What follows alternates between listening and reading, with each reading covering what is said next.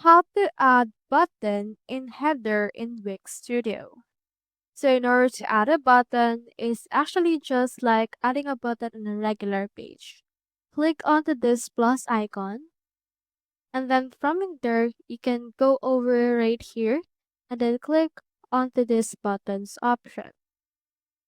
Once you click on it, you can see in here some basic buttons, styled buttons as well as pay button.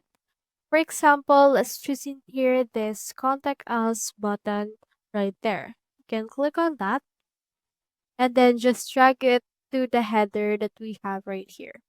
So I'll input it right around here and then it will be attached right there. So you can further customize your button by clicking onto the settings and then changing where it's gonna be linked. You can also change its particular design by clicking onto this inspector icon. And then from in there, going over to the button, you can change the background fills for that. And then, for example, let's change it into like a pink option in order to match the theme of our website.